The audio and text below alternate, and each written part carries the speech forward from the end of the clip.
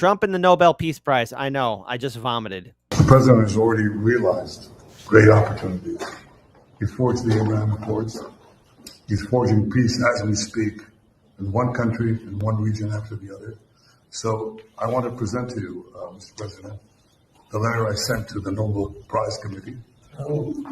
It's nominating you for the Peace Prize, which is well deserved. And you should get it. Thank you very much. This I didn't know. Wow. Thank you very much. Coming from you in particular, this is very meaningful. Thank you very much, baby. Thank you. Thank you for everything you do. Thank you. There's a little bit more to this. I know. Hold on. Just a little bit more to this. Netanyahu in regards to dealing with Democrats. Did it feel very different dealing with President Trump as opposed to President Biden as well as the Democrats? Is this a serious question? Yeah, it has been different, I have to be honest. And it's been, I think everybody said that they wanted to prevent Iran from getting nuclear weapons, but it's not what you say, it's what you do. It's what you do. And ultimately, leaders are tested by what they do. Right. What they do in the face of But Mr. Prime Minister, after the else. Did it feel very... Now, there's a lot of people here who decided to speak out. Now, why am I talking about Netanyahu and Trump's Nobel Peace Prize? It's because I guess now it's okay. Don't forget that these politicians are all hypocrites. Because look who's here to talk. Mr. Nutless Wonder Bernie. As President Trump and members of Congress roll out the red carpet for Israeli Prime Minister Benjamin Netanyahu, let us remember that Netanyahu has been indicted as a war criminal by the International Criminal Court for overseeing the systematic killing and starvation of civilians in Gaza. These war crimes continue to this day. Netanyahu's extremist government has killed more than 57,000 Palestinians and wounded almost 135,000, 60% of whom are women, children, or elderly people. Hundreds of thousands of people are starving after Israel prevented any aid from entering Gaza for nearly 3 months. In the last 6 weeks, Israel has allowed a trickle of aid to get in through a private foundation backed by security contractors. This has been a catastrophe, with near-daily massacres at the new aid distribution sites. In its first 5 weeks of operation, 640 people have been killed and almost 5,000 injured while trying to access food through this mechanism. A coalition of more than 200 NGOs said last week that, quote, Palestinians in Gaza face an impossible choice: starve or risk being shot while trying desperately to reach food to feed their families, end quote. The Red Cross reports that Gaza's hospitals are overwhelmed by a, quote, relentless surge in critical cases, end quote, from these daily massacres, and that medical facilities are running out of body bags. So, gee, when all this was going on under Biden, what were you doing, Bernie? Hello? It's like everyone's giving out a Nobel Peace. I want a Nobel Peace Prize. Israeli newspaper Haaretz interviewed Israeli soldiers posted to these distribution points who say they are ordered to shoot into crowds of civilians who posed no risk. One soldier said, quote, it's a killing field. Where I was stationed, between 1 and 5 people were killed every day, end quote. Netanyahu's extremist government is also preventing baby formula from reaching hospitals, meaning mothers who have been starved for months and cannot breastfeed their infants have no alternative but to watch their children. When this was happening under Biden, where were you, Bernie? Don't forget, Mastermind's writing, who's paying you? I mean, better late than never. Why not, right? Children slowly starve. This is the man that Donald Trump and Congress are welcoming this week. A war. So did Biden. War criminal who will be remembered as one of the monsters of modern history. Given the corrupt nature of the American political system, where billionaires are able to buy elections and heavily influence legislation, it will not be easy to stop U.S. military aid for the Netanyahu government. But that is exactly what the American people want us to do, and that's what we've got to do. Together, let's make it happen. Thank you. Uh-huh.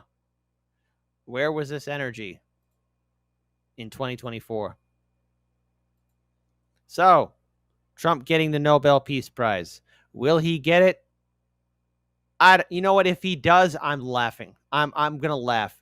And I say this not just to be cruel, but because of just how ironic and stupid the world is getting. I mean, Obama got a Nobel Peace Prize. I don't know what he got the Peace Prize for. I don't even know.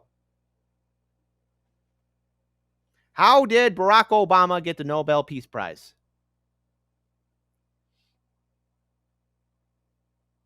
How did he get the Nobel Peace Prize? Somebody explain it to me. I want a direct answer. Somebody better explain it to me right now. Because here's the thing. I mean, perhaps, dare I say, there will probably be more of a written explanation why Trump's going to get one. I don't know. That's a controversial statement. But, I'm seeing Bernie Sanders speak about this. Like, okay, Biden invited Netanyahu in. Trump, when during his first term, invited Netanyahu in. Wasn't Obama the same way too? Bush Jr., all these people, all these politicians? Like, what am I saying that's so wrong? I mean, the thing is, I could be here screaming in the mic saying, he doesn't deserve it and shame, shame, shame. I'm more of like, I'm surprised this didn't happen sooner. I really am. I'm surprised this didn't happen sooner. Now, Trump has long called himself a master peacemaker. Then why are we giving weapons to Ukraine? You promised you were going to end that war in a day. On Monday, Netanyahu announced the nomination as he and Trump, joined by their senior aides, held a dinner at the White House, in the Blue Room, to discuss Iran and the advancements of the proposed 60-day ceasefire in Gaza. Netanyahu said he's forging peace, a fresh peace, as we speak in one country, in one region, after the other. So I want to present you the letter I sent to the Nobel Prize Committee. It's nominating you for the Nobel Peace Prize. It's well-deserved, and you should get it. And by the way, I just want to put this out here. La la la, cha cha cha. I love that name. You owe my family $1,900, Bernie Sanders. Pay up. That's never going to happen, my friend. I'm sorry. I'm sorry. I'm sorry. I'm sorry. That's never going to happen. That's never, forever, never going to happen, okay? That is an unfortunate situation. And no, Bernie will never pay it back. And neither will the Democrats will they ever pay back for their hypocrisy. So Trump's current odds in winning the Nobel Peace Prize range from 17-2, 10.5%, to 6-1, 14.3%, across major sport books, according to the betting website Odds Checker, placing him as second favorite for bookmakers. Oh, wow. So Trump is in second place. Let's have democracy in the chat. Type 1 for Trump's not going to get it, Kit. Type 2, yes, he will. He'll get it. He'll get it. So there you go. I think we're living in a modern day idiocracy.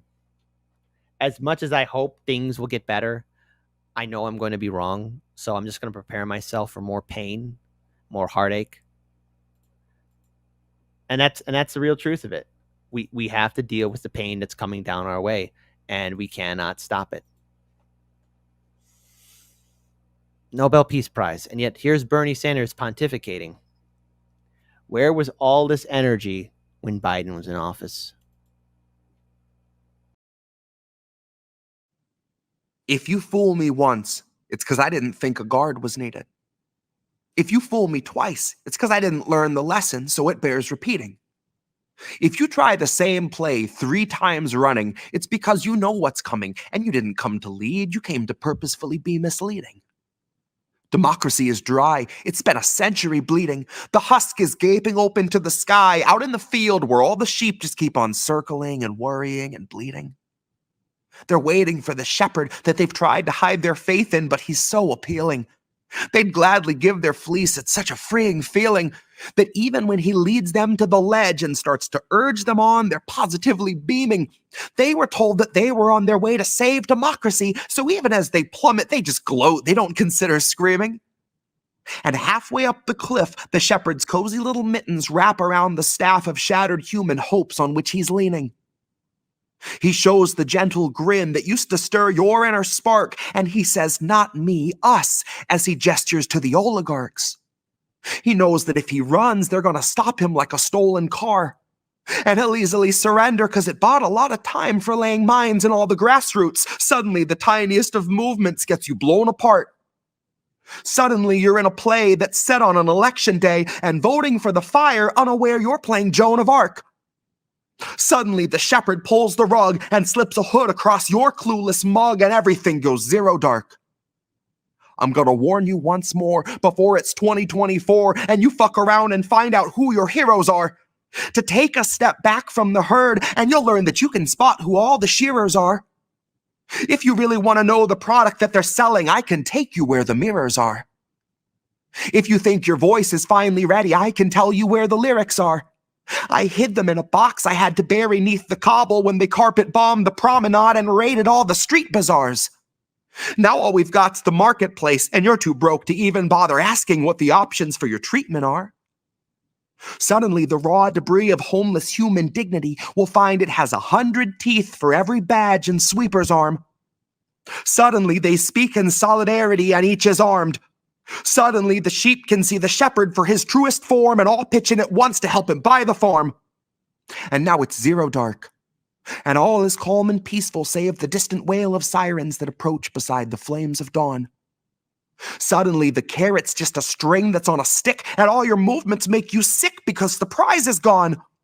Now, we could go and flee into the forest low and meek, or we can exercise our right to feast and go and graze on Biden's lawn. Because he's been sowing seeds that seep a toxin out to sap a bit from each of us and keep on leaching decades after Biden's gone. So regardless who they summon out of hell to come and do the job, it will not feel like Biden's gone. But in that time of hopelessness, you cannot trust the shepherd when he once again comes asking you to humor him his siren song. And it's cute that you can innocently, honestly assume that's just a symptom of a system that was wired wrong, and not the standard feature, basic function, primary objective of a mass hypnosis firebomb. You don't need to know the words to cry along. Someday it'll hit you like an officer who pistol whipped their ride along. Broke his jaw and kept his job and kept it moving right along. That voting isn't red or blue or black or white or right or wrong. Voting's like a firing squad where you can choose the firearm. It's slow extinction by and large. It's Super Tuesday supercharged. It's all your futures, roots and all, just tossed out on a garbage barge. It's everybody dropping out to push the biggest oligarch. It's everybody voting fire, registered as Joan of Arc.